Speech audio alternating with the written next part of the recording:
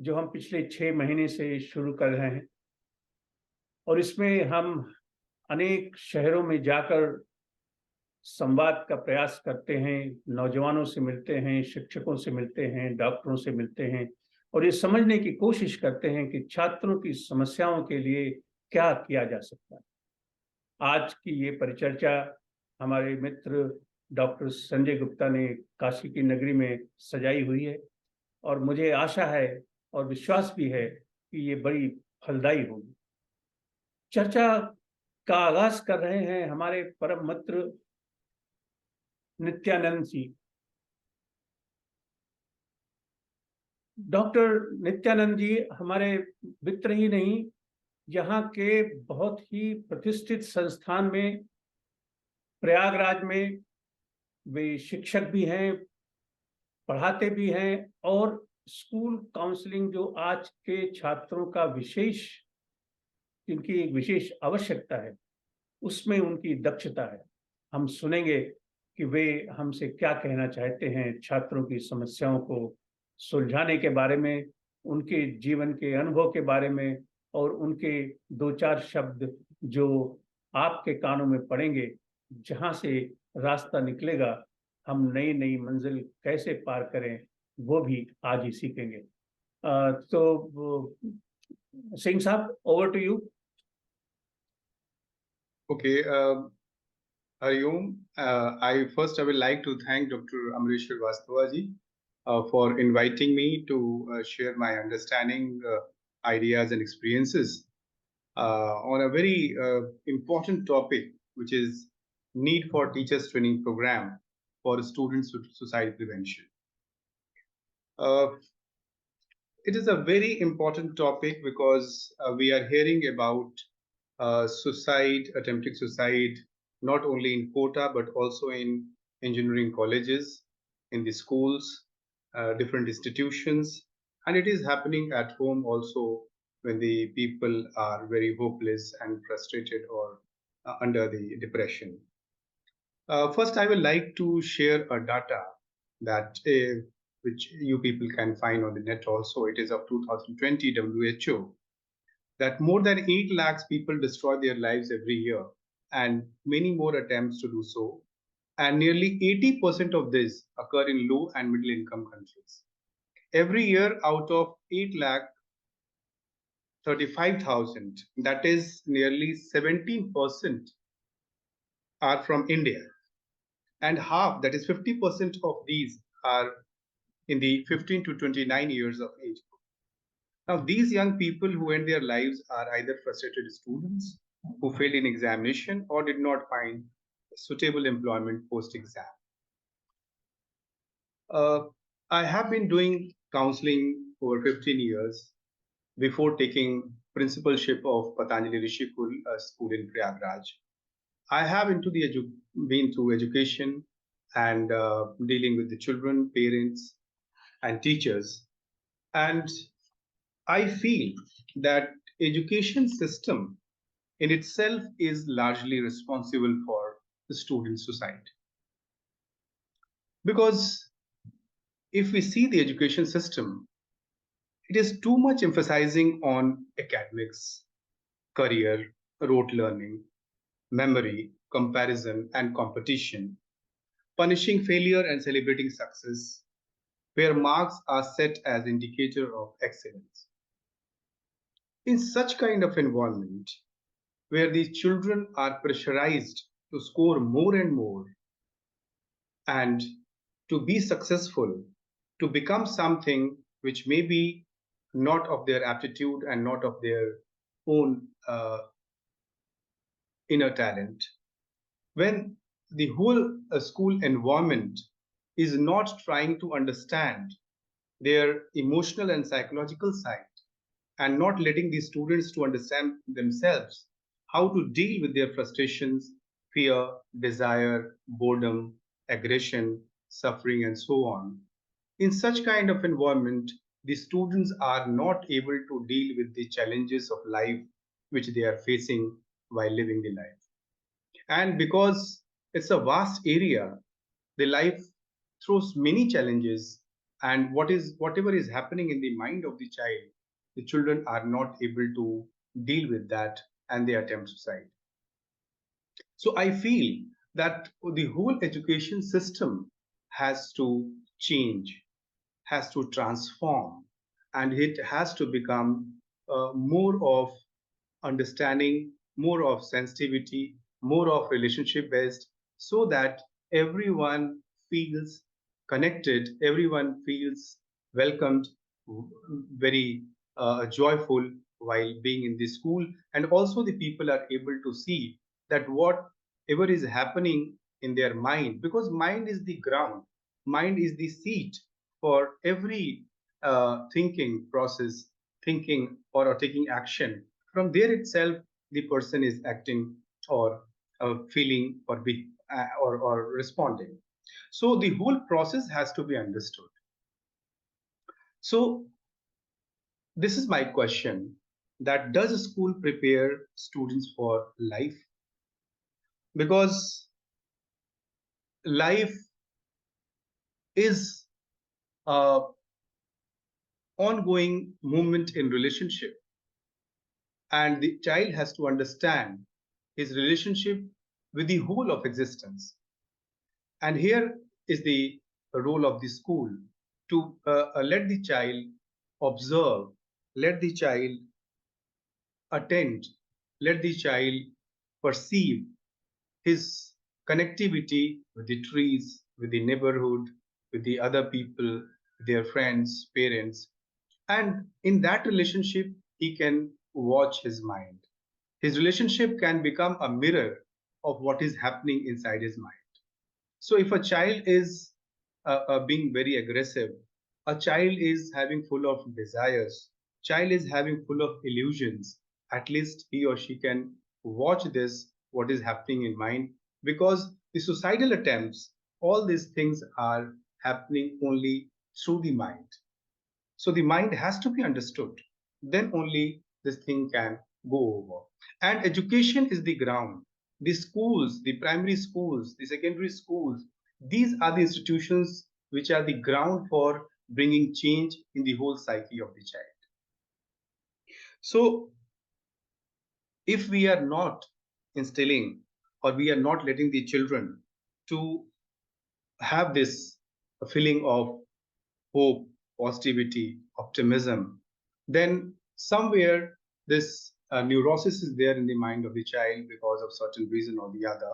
There may be many kind of etiology of suicide, what the maybe psychiatric disorders of depression, hopelessness, or schizophrenia, or substance misuse personality disorder, obsessive compulsive disorder, or anorexia nervosa, whatsoever.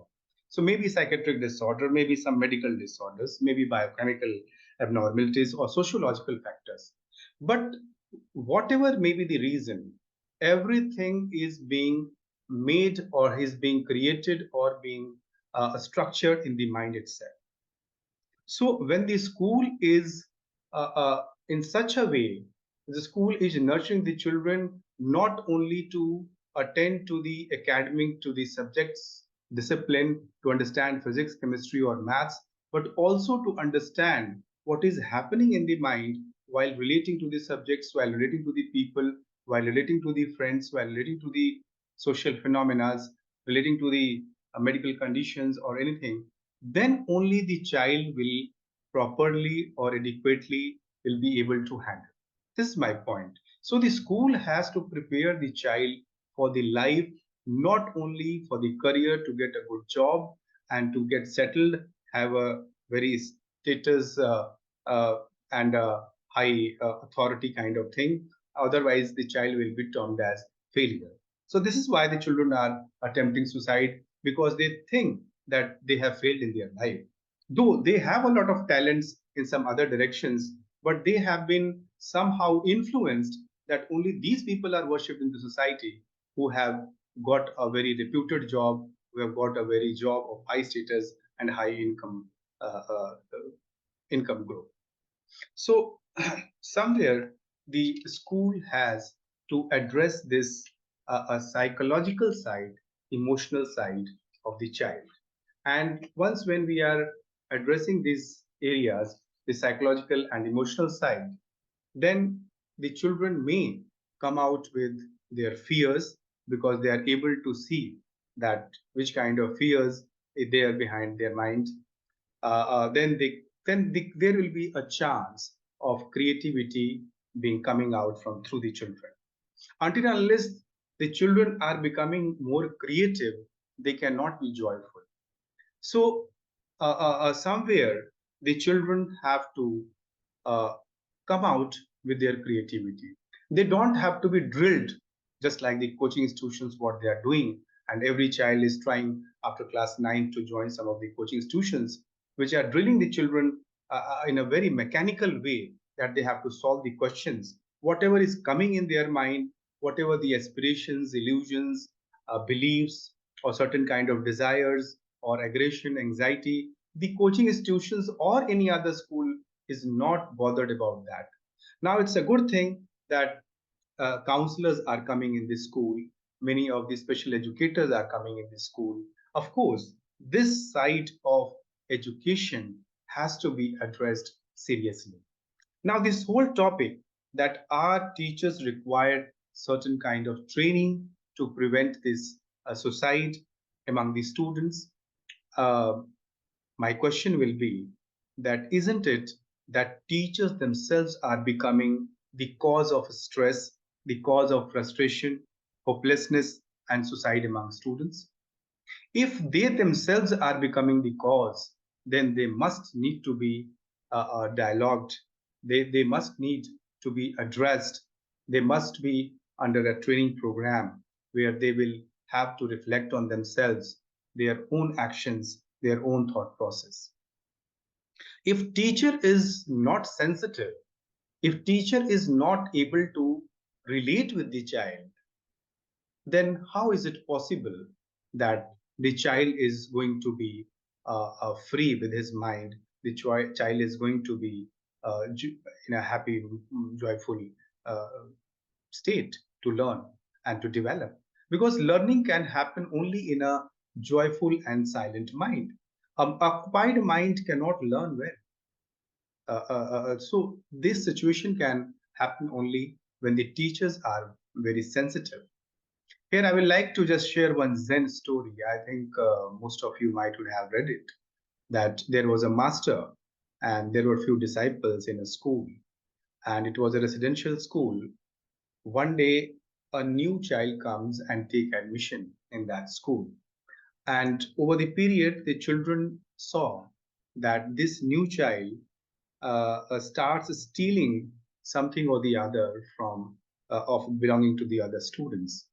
One day they caught the student with the stolen material, and they together brought that student in the front of the master, and they said, "Sir, we this new child which has come to our school is not fit for our school, and you must throw him out today itself. We have been observing that certain things are being stolen, and today we have caught him red-handed. So here is he is in front of you. Please throw him out." The Zen master said after a pause, "Children, if you people wish to go out of the school, you may leave the school, but I will not let this child to go out of the school." The students were very surprised to listen the answer of the master, and then asked that it's a really very opposite decision. We thought that this culprit will be thrown out, but we are not able to understand your decision that you are asking us who have been truthful and honest throughout to go out of the institution. And the answer of the master was that you people have become honest, you people have are very following the rules and regulations, you are under discipline, you have control of yourself. But this boy who still is in illusion, which who still is under the practice of stealing, he needs my guidance and my support. He needs his understanding that things should not be stolen. If I ask him to leave the school, who is going to make him understand and to improve himself? So this is my duty, that once the child has come to me, that until unless he understands that this is a wrong act, then till then I will not leave this student. So such kind of relationship, such kind of sensitivity, such kind of connectivity, the teachers are they having? Or we are just going to say that this child should be given asked to give the apology letter, the parent has to be called, he has been fined culprit. So many things the teacher just want to put the blame on the parents and the child, and they don't want to address. And maybe the child is labeled in the school, in the class, that he is a culprit, he is an indisciplined child, he is a very child without performance, he is a absent-minded child whatsoever. So this is my question, that why not the teacher should be addressed. There should be a training program, because suicide is a very complex. Attempting suicide has many factors. There are so many factors behind that. And that complexity cannot be understood only just by making a manual or just by making a training book. So once we are going to train the teachers, then because it's a matter of sensitivity, because a teacher does not only have to understand the some risk factors or some initial indicators or symptoms when the children are maybe perhaps going to attempt suicide, which can be told to them that what could be the certain kind of indicators for that. But beyond that, why this thing is coming in the mind of the child, that has to be understood. And this is only possible when the teacher himself or herself is sensitive about understanding his own mind, because the same mind is also working in the child.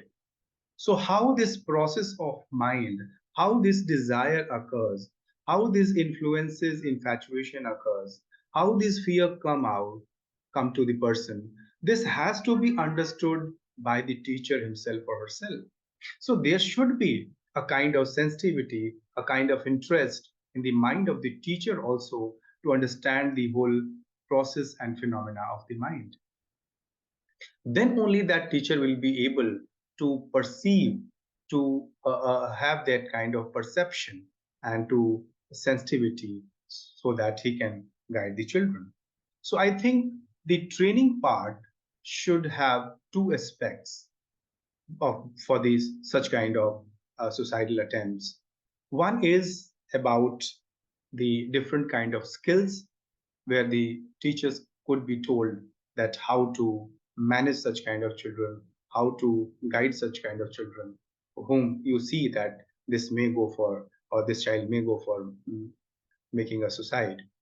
This can be a kind of information based, experience based learning in the training part.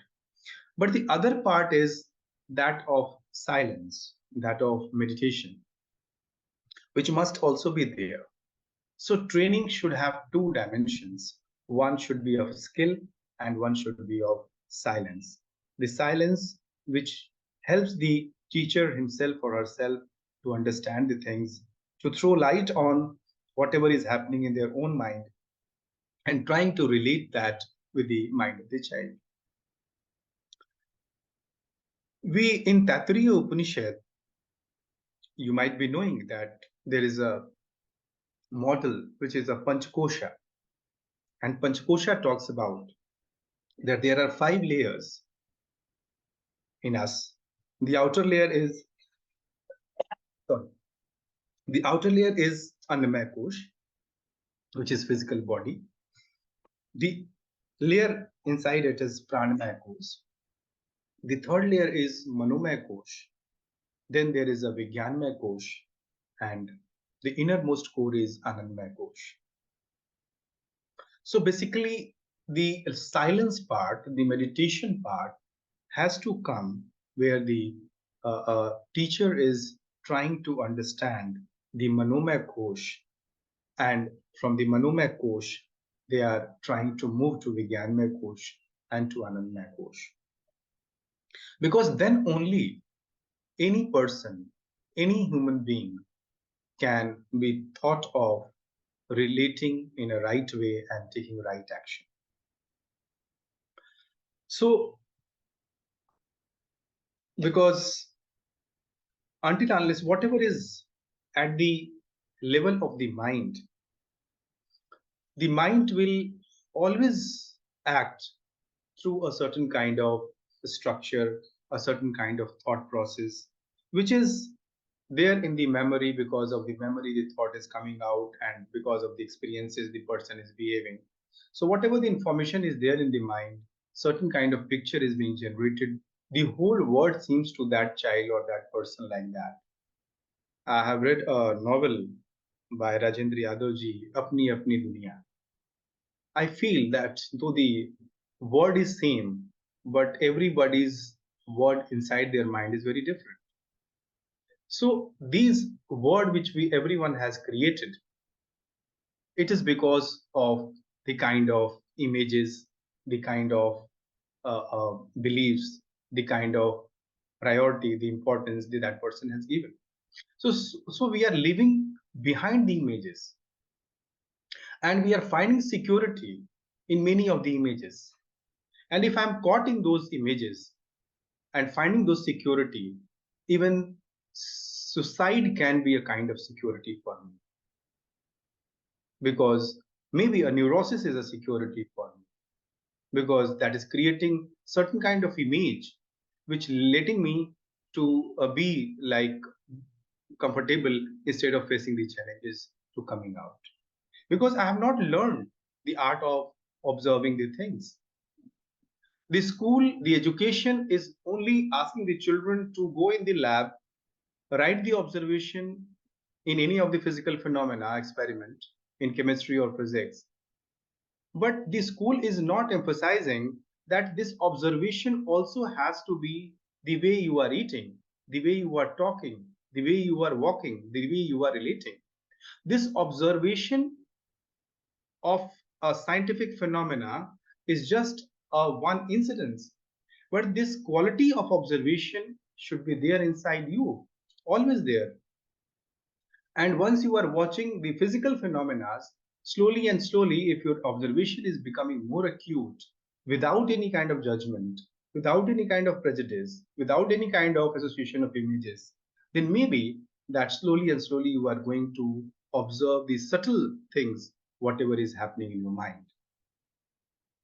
So, as the topic, the training of the teachers for preventing the suicide among the students, the teachers also have to see that once they are going to deal with the students, their mode of interaction should be of many different kinds, because the children are not interested to listen the teacher who is delivering the things in only one mode, in the lecture mode.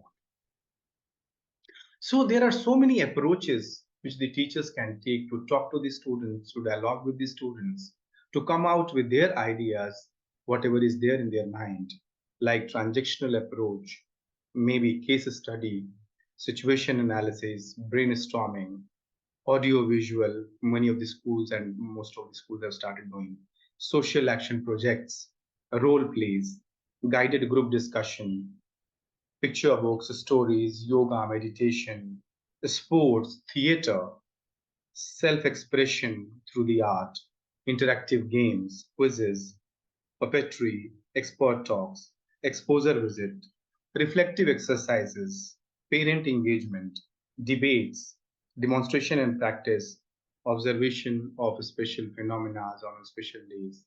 Many kind of creative kind of approaches can be taken by teachers to interact with the students, so that they are very much interested to participate in whatever they think we want to get explored. So just by lecturing or just by going in a certain kind of one mode structure, that doesn't make the child more interesting. So we have to be very much with the mind of the children, where they are themselves are trying to explore their own mind, the whole of the intricacies of any phenomena which is happening in their life, and they're trying to see all the aspects. Because I remember J. Krishnamurti, um, educationist and philosopher, he said that the solution lies in the problem itself. So, if I understand the problem in its totality, then the solution is there itself. Because I am not able to see that any problem in its totality, in its holistic existence, and because my whole attention is partial, that's why my action is not right, because I am not able to understand the thing. One more important point uh, for the teachers in their training part could be how to relate with the parents, or how to be home and the school should be very closely connected. So this relationship between the home and the school, that should also be the part of the teacher's training. Because after the school, the child is going back home, he is interacting with the parents, he is influenced by the social media, he is influenced by many of his friends, society, neighborhood. So this is also our duty. This is also my work to talk to the parents, because the way I am trying to nurture the child, the way I'm trying to attempt to make the child understand himself in its totality of the relationship of the existence, even the parents also have to see that yes, they also have to come up as a community. And because they are the stakeholder of learning of any child, they should also play a crucial role in making the child as a healthy, happy, and a good human being. So, uh, reflecting on these things, uh, I will like to say, and this is the whole my understanding, that the education, the schools, the institutions, they are the ground from where any transformation can happen in the mind of the child, in the whole personality of the child. And I feel that any civilization, any nation is built not by the engineer and the doctors and the infrastructure people, but by the educators. I think the kind of educators, the quality of educators a nation has, the same quality and the kind of development a nation will have, because they are building the future generations, they are building the kind of humanity which is going to come in the future and to make the society. Somehow the education has failed because we have seen so many world wars. Still, the wars are going on. We are watching it. The aggression has increased. The violence has increased. Somewhere the education is getting failed because they are not addressing the other side of human, that is his or her psyche, understanding his own mind, understanding his own images, understanding his own frustrations. Then only a person will be able to live a life in its completeness, and he will be able to be an integrated human being, a complete human being, a whole human being relating himself or herself in the wholeness. And that mind will be a mind of joy, happiness, and something which is uh, godliness. So the whole release of energy of the child should be in pursuit of goodness. Thank you, Amreji, for letting me share my ideas and experiences. Thank you. Sir, you are muted.